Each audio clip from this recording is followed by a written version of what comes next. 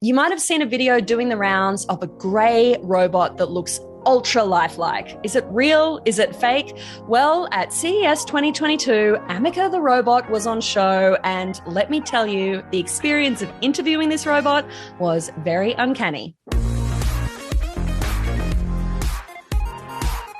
So Morgan, tell me, you've got Amica there next to you. This is a very lifelike robot. Why would you design a robot that looks so human?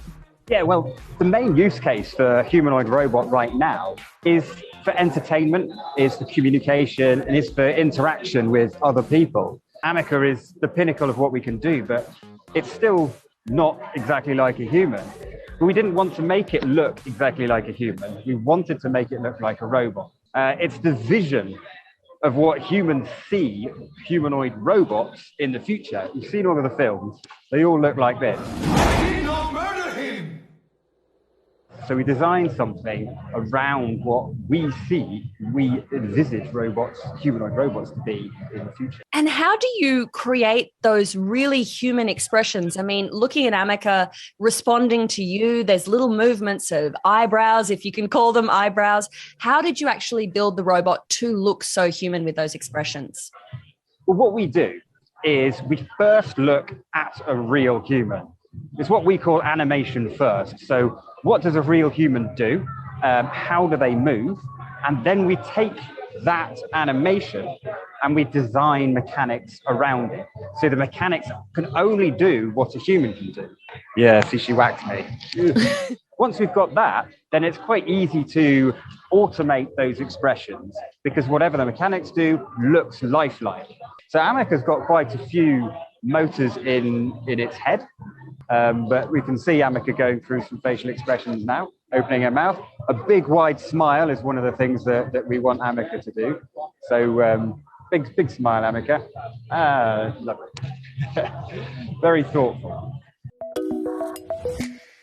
Where would we kind of see this robot, Amica, out in the wild? This is mainly probably service robotics. So the actual interaction with humans, moving around in a human space, that's going to come in the future. Well, I'm talking probably 10 years before you're actually going to see something like this walking amongst us. Are you expecting in, say, 10, 20 years from now that we could see Amica robots walking, running, dancing, climbing? Are they going to start looking like Boston Dynamics robots that can run across a field at speed? I'm asking, and also almost afraid of the answer here. So this is why we created the artificial body. And the artificial body is a human-like form that everyone can relate to and everyone can interact with without having to look through a user manual. So what kind of level of artificial intelligence have you baked in terms of the communication capabilities and Amica understanding and responding, even speaking to you? So there's some artificial intelligence, and most of the artificial intelligence at the minute that is on Amica is revolving around the vision system.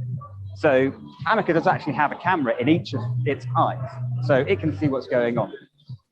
So it can detect people, it can track their face, it can detect other objects, such as my finger. It can follow my finger around, I can wave at it, and then it can see it move backwards then. What did you kind of think of the internet's response to Amica? It's the emotion and how it moves, the emotion that you get out of the face. Suddenly, that just sparked something in the social media universe. And we were incredibly surprised that overnight, it became a sensation. We got 24 million views on one Twitter post. And Elon Musk even commented on that post. So incredible response. And we're at CES right now. This is the first time this has been shown off in public. And we're expecting to be very busy showing off Amica. How do you think humans respond to something when it's a bit like them, but it's still got that uncanny element? What we found was when you try and make it look ultra-lifelike, to our other Mesmer line, it looks a bit more sinister because it's right in the uncanny valley. But actually, when we created Amica, we pulled it backwards out of the uncanny valley because it looks less human, because it's plastic, because it's metal, and because it's of grey skin.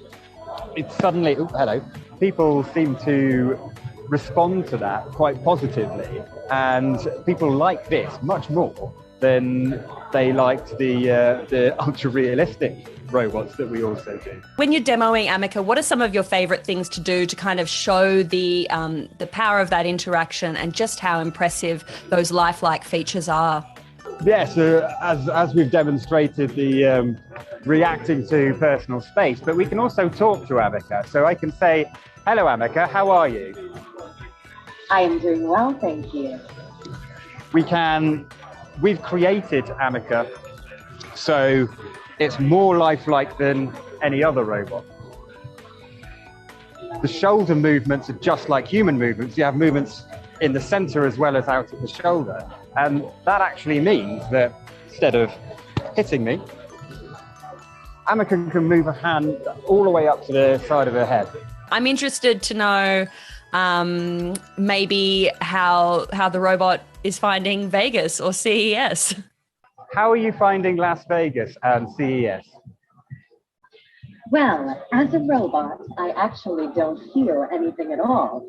But if I did feel, I would feel happy to be here. Do you see a robot like this becoming an accepted part of our lives? Do you see it maybe being something I might ask a question of at the airport, or would I have an Amica robot in my home helping me out? So most of the use cases for this will be the interaction. So yes, in the airport, that's a great use case because you can either have many, many humans, or you can have many humans and many robots, and you can have that interaction in the same way. Having it in your home is probably not something that's going to happen in the near future. A robot like this can do many tasks, just like a human, but there are other robots that you can get that will do those tasks a lot better because they're designed for the job and a lot cheaper, and you can get them today. So why would you buy a humanoid robot that will probably cost more than your house? Maybe in the future, maybe in 50 years time.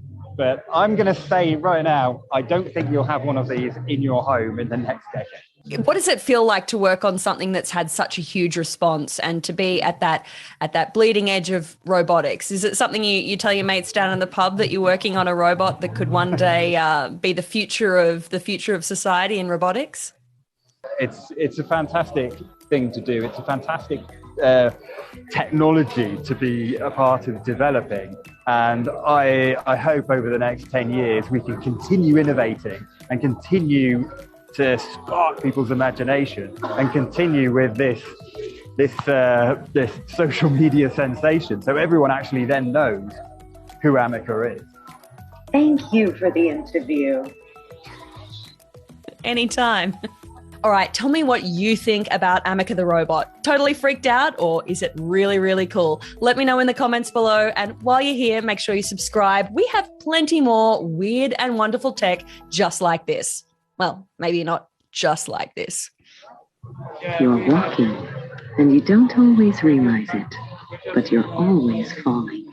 With each step, you fall forward slightly, and then catch yourself from falling. Over and over, you're falling, and then catching yourself from falling.